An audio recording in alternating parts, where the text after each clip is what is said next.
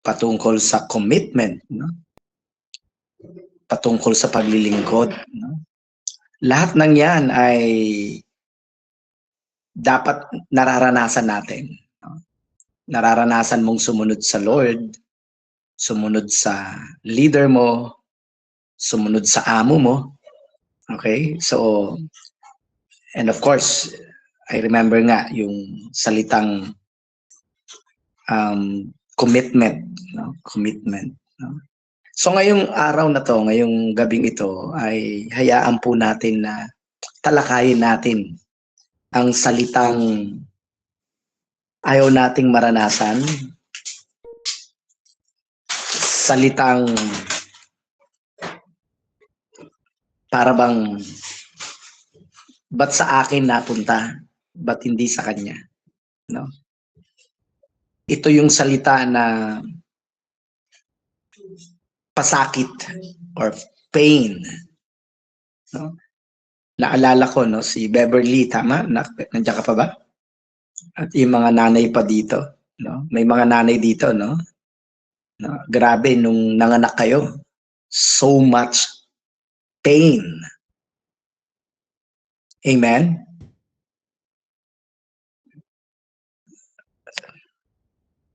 Saan na ba ako? Nandiyan pa ba kayo? Amen. Amen. Walang tumutugon eh. Amen. And I also remember Jabez, no? Pinanganak siya sa kapigatian, pain. Pain. No? Grabe po, no?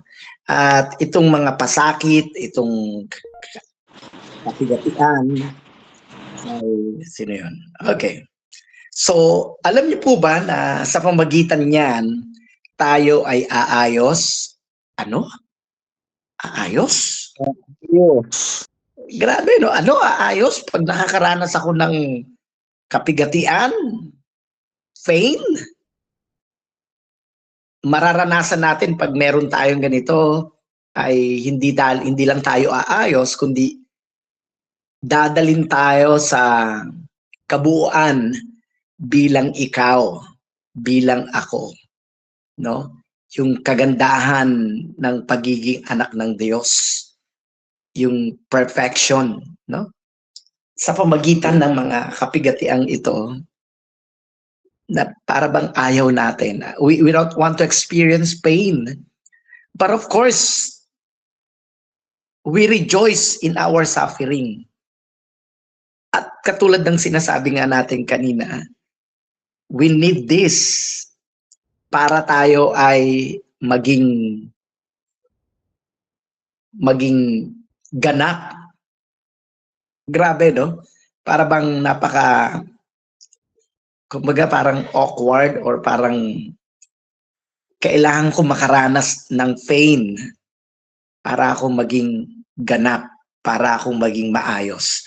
At habang nakikinig ako ng mga patotoo ng ilan sa atin dito, ay ang iba talagang napapaluha, no? Napapaluha dahil sa kanilang nararanasan na pain, suffering, kapigatian, no? Mga pagsubok, grabe. Subalit tandaan po natin, ngayong gabing to, let's rejoice.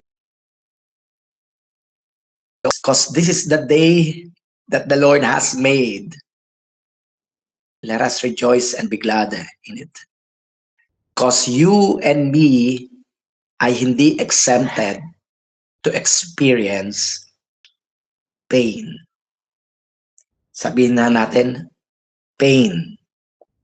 Pain. Pain. Oh, grabe, no? Grabe. Kailangan makaranas ako noon para ako'y maging ganap. Kailangan makaranas ako noon para ako'y umayos. Kailangan makaranas ako noon para makapos ng Lord sa buhay ko. Grabe natin ma-encourage tayo ng salita, no?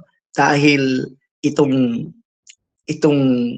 tatalakayin natin about pain, kapigatian, mga sakit ng damdamin, No, tingnan mo yung katabi mo, nananakit ba yan ng damdamin? 'Di ba? O wala kang katabi. O ikaw ang nananakit ng damdamin mo. Kaalala natin, yung iba ang nagkakos ng sakit ng damdamin natin. And it causes us pain pag nakita natin yung isang tao may ginawa sa atin. But we need to understand also na tayo mismo minsan or madalas ang nananakit sa sarili natin. No?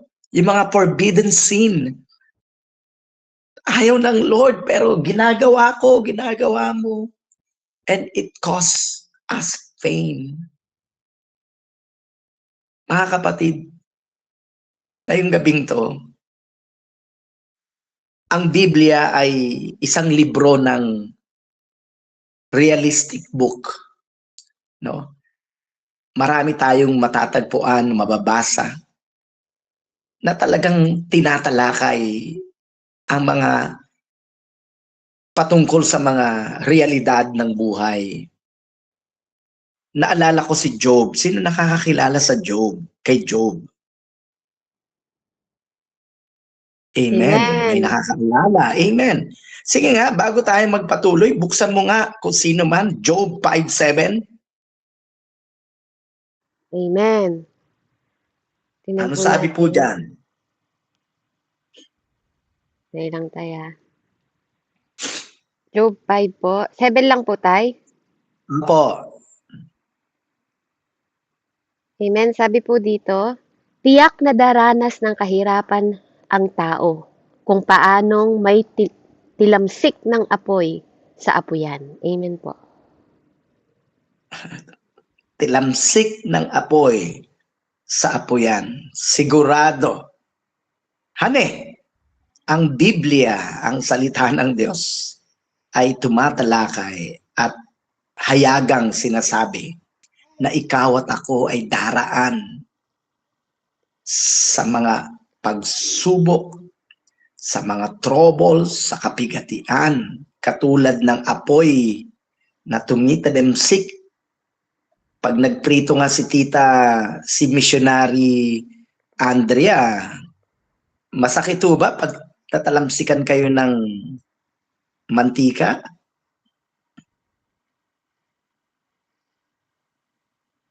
Nawala na kayo. Okay.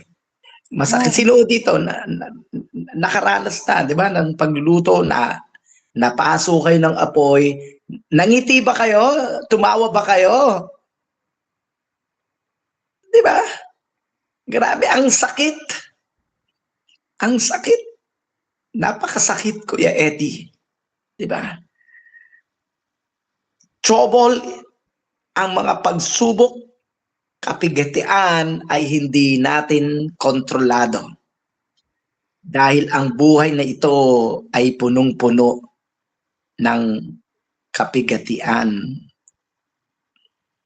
Ano ba yan, Pastor? Ba't yan ang tinatalakay natin? Ang pinag-uusapan natin ay ito yung nangyayari sa buhay natin. Alam niyo po ba, ang Biblia ay hindi lang basta tayo iiwan ng ganun-ganun lang, no? Na habang ikaw ay nasa mundo ng kapigatian, habang ikaw ay nasa mundo ng punong-puno ng trouble, no? Habang ikaw ay nasa gitna ng mga sitwasyon na hindi mo na alam kung anong gagawin mo. 'Di ba? Subalit ang mensahe ng salita ng Diyos ay ang Diyos ay nasa atin. Nasaan lugar, kahit saang lugar. Kung ikaw at ako, habang ikaw ay nasa gitna ng dilubyo, habang ako ay nasa gitna ng mga problema, if we will cooperate with God in our pain, mga kapatid, ano sabi? If we will cooperate with God, what we need to do while experiencing this pain, in Jesus' name, we need to cooperate with God. problem, nakakaranas ka na ng pain, nakakaranas ka na ng trouble, ayaw mo pa rin lumapit sa Lord. Kung kanino ka lumalapit. Kaya mga kapatid, as we experience pain today, let's cooperate with God in our pain. Pwede tayo nasa ibabaw, pwede tayong umibabaw sa mga problema na meron tayo. Ako, ang laki-laki ng problema. Oh, so I was crying to God. So help me, God. Let's cooperate with God so that we can experience, that we can rise above our troubles. Amen? Amen. Amen. Amen. Kapatid, we can rise above our trouble to find joy and victory. Wow. Salamat sa Panginoon. While experiencing trouble, we can rise above that. Grabe, no? Naalala ko tuloy si Peter. Sabi ni Jesus, sabi nila, yung mga nasa bangka sila, multo, multo! Ano sabi? Anong sagot ni Jesus Christ? Hey, I'm not multo. Amen. Hindi ako multo. No? Na-amaze sila, nakapaglakad. At ano sabi ni Peter kay Jesus Christ? Sino nakakaalam ng istorya? Hello. Kung ikaw yan, hayaan mong lumapit ako sa'yo, sabi niya, lahat, Pastor. Lumakad din ako sa tubig. Yes, sabi ni Jesus, come. Cooperate. Come, cooperate. Diba? And then grabe yung nangyari. Kaya lang, habang naglalakad na si Peter, hindi na siya nakipag-cooperate kay Jesus. Kanino na siya nakipag-cooperate? Sa hangin. Sa hangin. Kaya tingnan mo yung katabi mo, baka mahangin pa rin yan. Look at that. That story is telling us that we need to cooperate with Jesus. While the hangin is surrounded us, Peter, yung wave ng tubig, wow. Grabe, no? Grabe. We need to cooperate with Jesus. Mga kapatid, in our pain, grabe, so that we can experience joy and victory. We are victorious in Christ Jesus. Amen? Amen. We are victorious in Christ Jesus. Mga kapatid, malapit nang dumating ang Panginoon. Marami ng dagat ang nagpupula. Amen? Marami na, no? God is telling us, kahit nakakaranas ka ng mga pagsubok, ng kapigatian, we can rise above our troubles. Amen? Ang hirap nun, Pastor. Oh, no. Declare good things that we can make it. Lalo na you are chosen by God.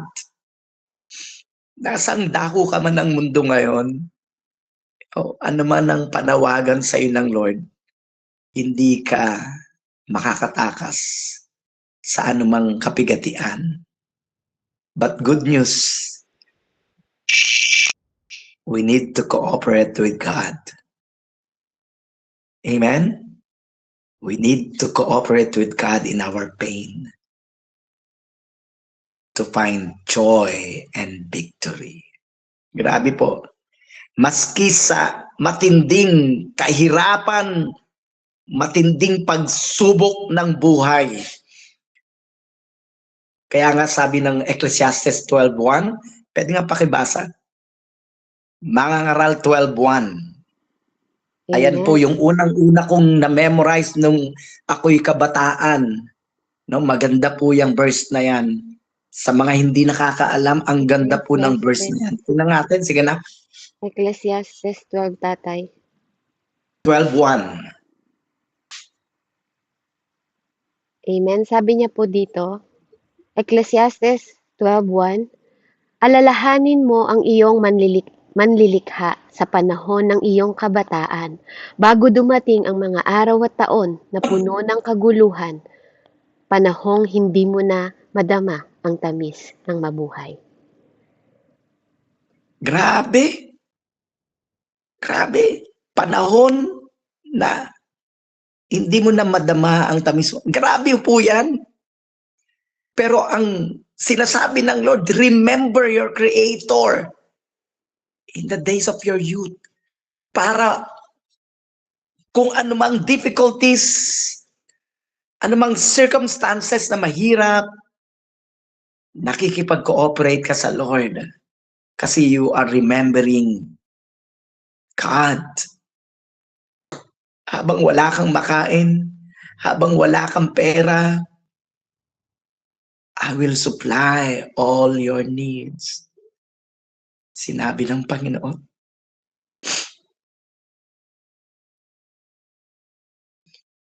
According to His riches. Hindi ho tayo exempted. Pero sabi ng Lord, hindi mo ba nakikita yung mga ibon? Mas mahalaga ka sa ibon. Amen?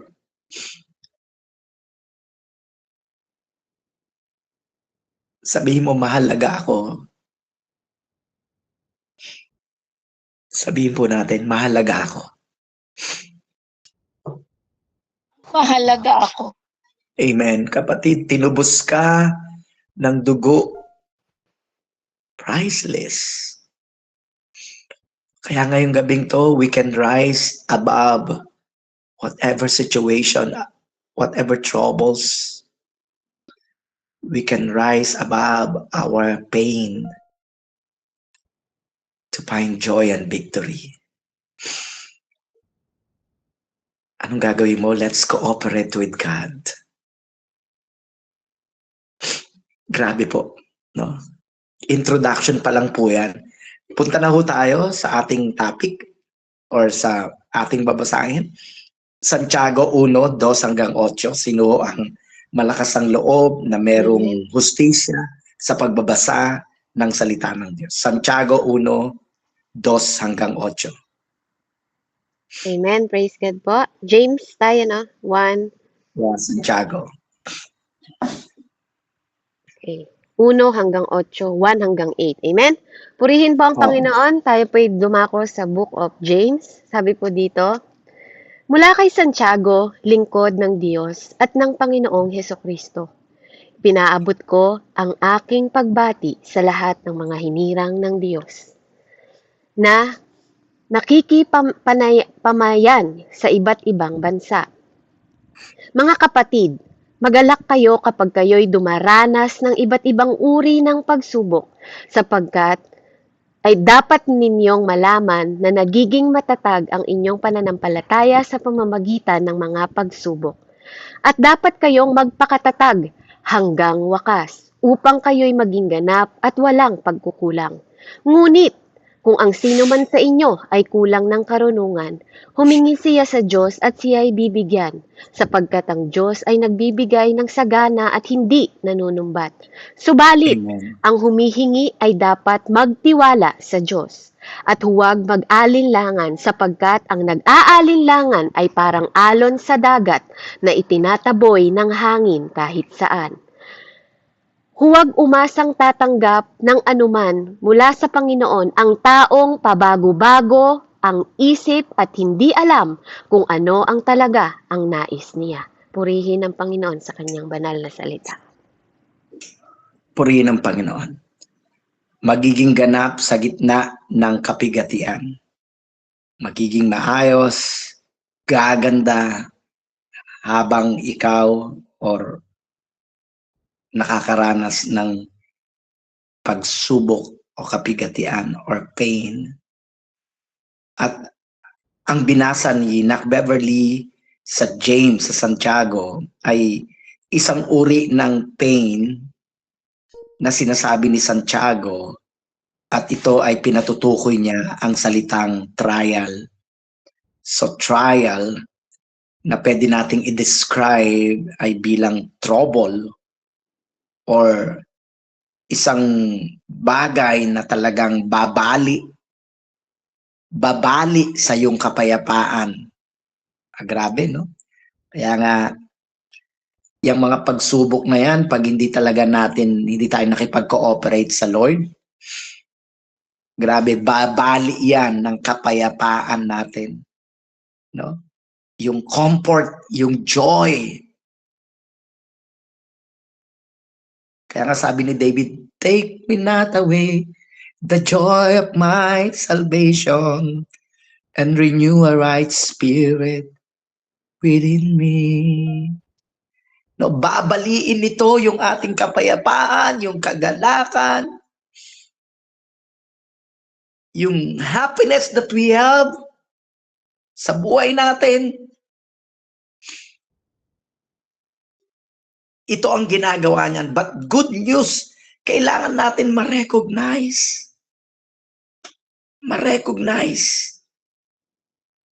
This is an external test. Pag sinabing external test, external, sa labas. Tama ba? Mali ako. Hello? Tama tayo, external po sa labas. External, makikita. Kaya nga tingnan mo yung katabi mo, mukhang pasas. Wala akong katabi. Tingnan mo sa di ba? Pupunta ka sa church, ba't ganyan ang itsura mo? You know, we need to overcome. We can be above whatever situation that we have.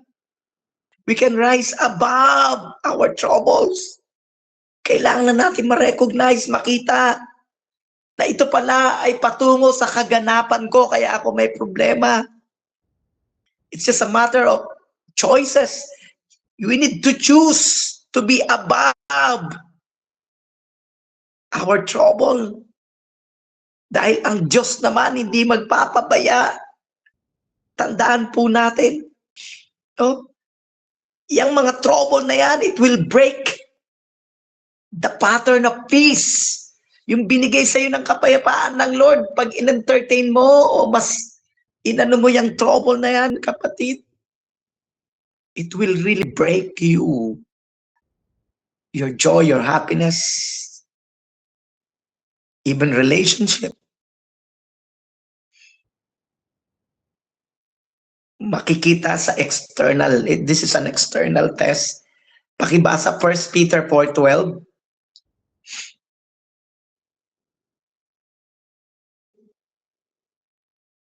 First Peter tay.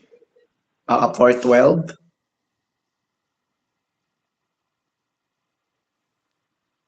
First Peter 4:12, sabi po dito, mga minamahal, huwag na kayong magtaka sa mabibigat na pagsubok na inyong dinaranas na para bang ito'y di pangkaraniwan. Amen. Do not be surprised. While I'm talking, while sharing this to you, I have this pain. May bigat na nararanasan ako. But I choose to be above the trouble that we have, that I have. Huwag kayong magtaka. Do not be surprised. Kung ikaw ay lumalalim sa Lord, habang nakakaranas ka ng trouble, ng pain, patungo ka sa kaganapan. Amen? Amen. Kapatid, kailangan mo lang maunawaan kung sino ka sa harapan ng Panginoon. Marahil iniisip ni Pedro yung madilim na gabi ng buhay niya na kung saan pinagkanulo niya ang Panginoong Hesus.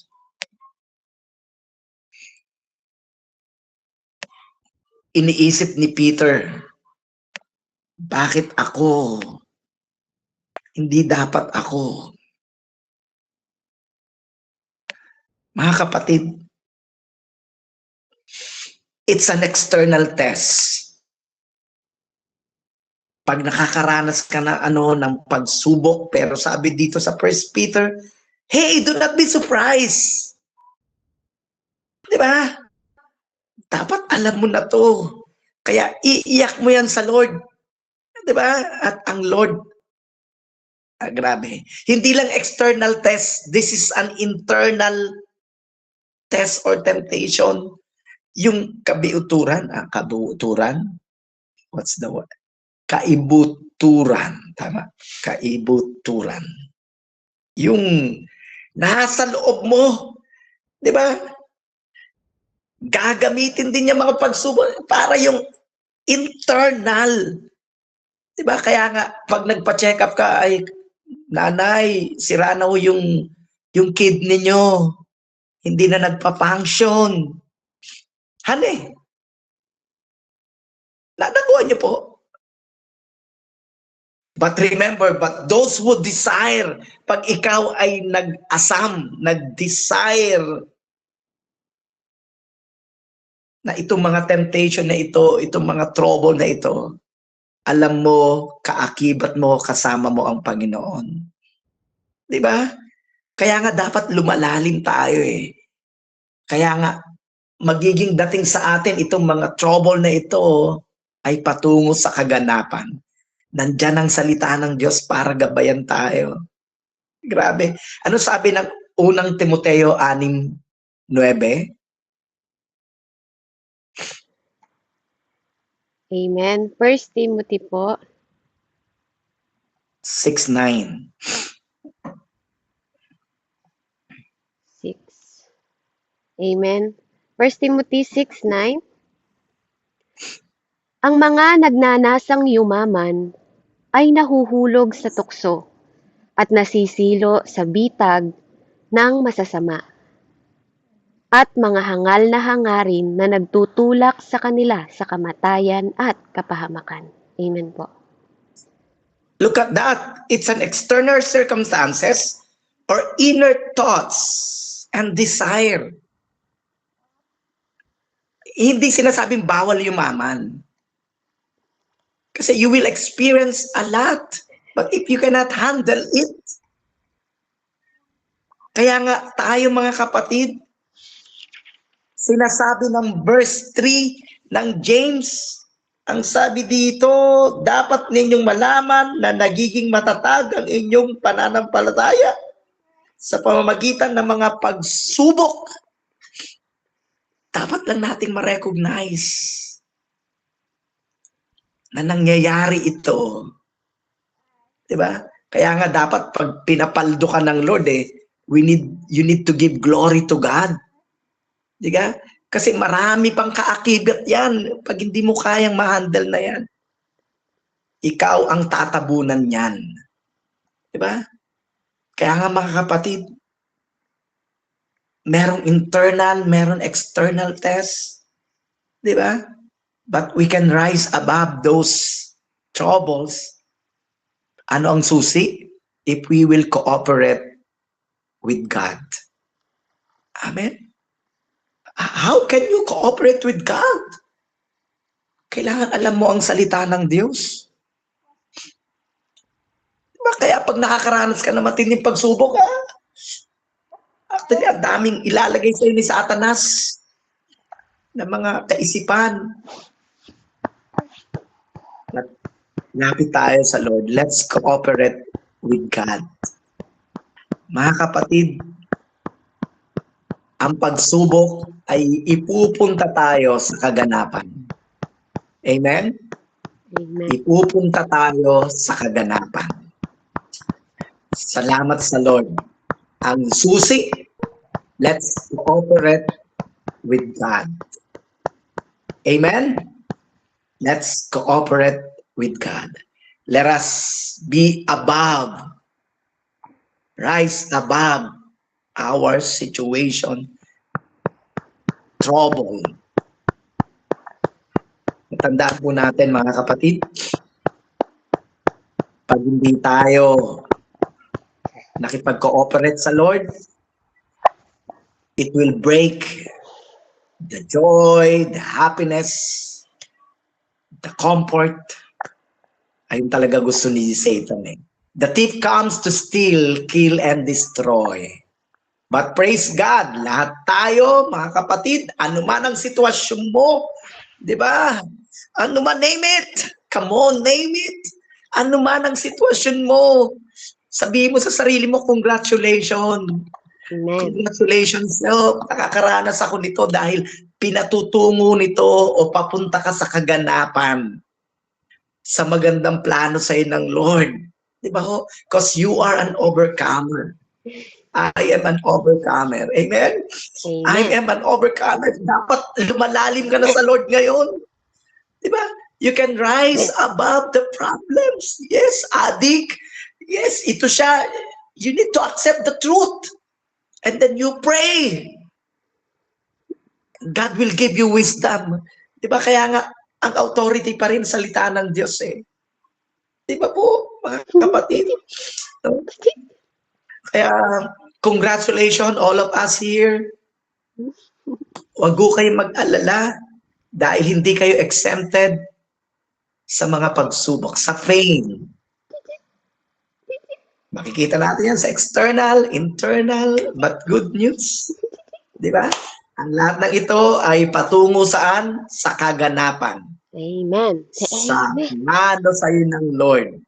We can rise above Aba. the situation.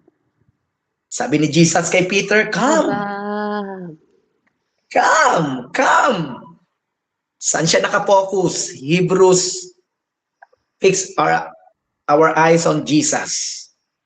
Pero si Peter, nakapokus, biglang nag-focus sa problema. Di ba?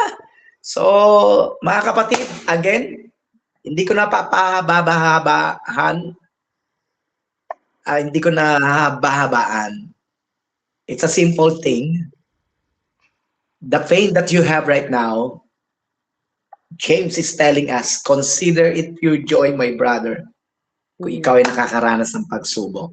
Amen. Dahil ito ay magpapatatag ng iyong pananampalataya. Ibig sabihin, ang pagsubok, ang kapigatian, ang pain na meron ka ngayon, ito'y patungo sa kaganapan.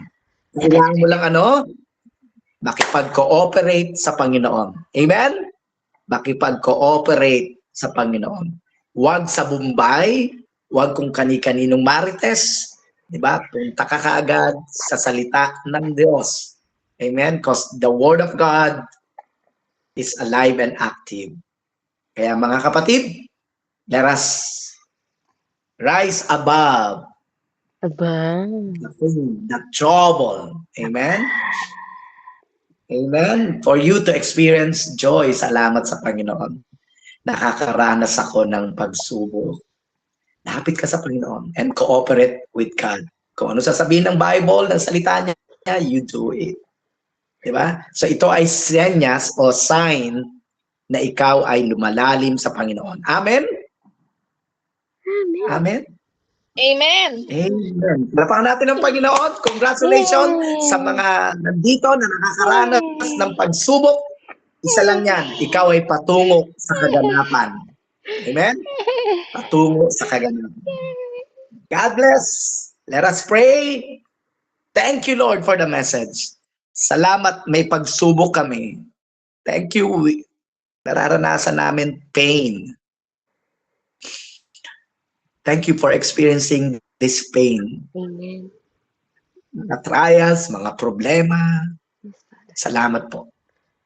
Salamat. Even though I walk to the valley of shadow of death, I will fear no evil, Amen. for you are with me. Salamat for being with us, that you will never leave us nor forsake us. Kilala mo ang bawat nandito, Panginoon, sa platform na ito. I pray, God, na patuloy mo kaming pakialaman at nawa patuloy namin mailagay sa puso namin ngayong gabing to na lahat ng nararanasan namin pagsubok, ito ay patungo sa kaganapan na pagkatawag mo sa amin. Amen. Salamat, we can rise above the trouble. Thank you, Lord. We can rise above the pain because you are with us. Amen. Salamat po, Panginoon. Once again, we thank you for your message. Thank you for the joy. Thank you for the happiness. Yes, Lord. Thank you for all the blessing. We bring back all praises in Jesus' name. Yes, Lord. Amen. Amen. Amen. Amen. Amen. Amen. Praise the Lord. Purihin po ang Panginoon. Amen. Ayan, maraming salamat po, Tay. Glory to God po. Ayan. So, sino